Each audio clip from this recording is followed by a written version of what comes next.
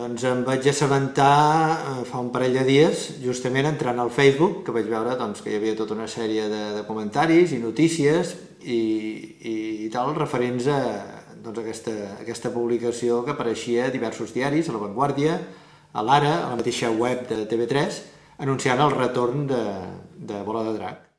Vaig pensar que era una gran notícia perquè, en definitiva, tal com reconeixia la mateixa nota de premsa publicada per TV3, ha estat una reposició, diguem-ne, en resposta als milers i milers i milers de peticions de fans i aficionats a la sèrie, nostàlgics, etc., que demanaven el retorn d'aquesta mítica sèrie a TV3, i llavors, bé, ha sigut una resposta positiva i només podem dir que és una gran notícia, almenys això és el que jo penso.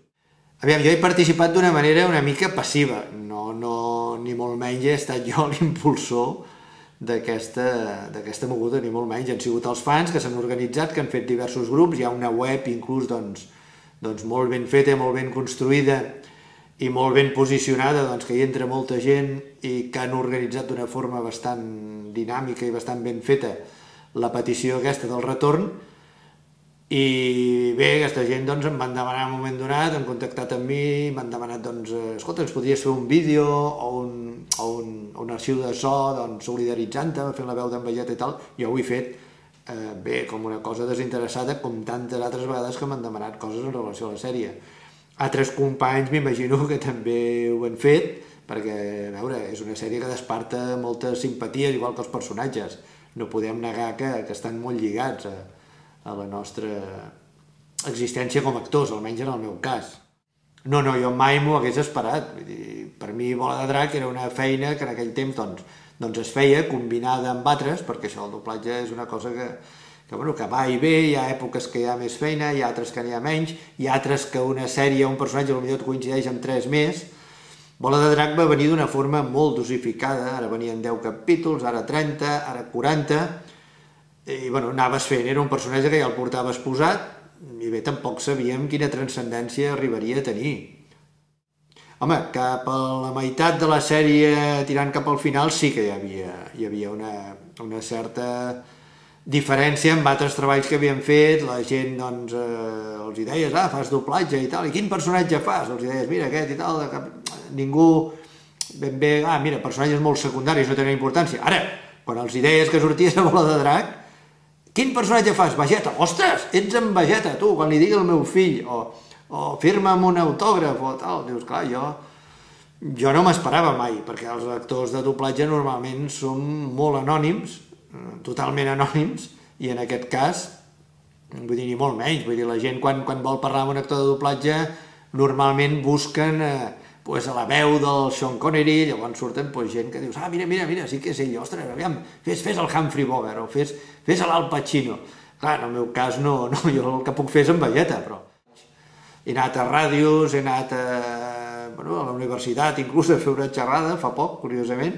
Jo, aviam, a tot arreu on em demanen i puc anar i puc atendre, molt de gust ho faig, mai no he cobrat un duro ni penso cobrar-lo. El que passa que, clar, jo també entenc que, clar, si et venen 30 o 40 peticions de cop, jo al final no les podré atendre. Fins ara sí que ho he anat atenent i amb molt de gust. I bé, el que passa, clar, si la cosa es dispara molt, per mi és molt gratificant, però bé, o les aniré fent mica en mica, o bé, jo què sé, en faré una de genèrica.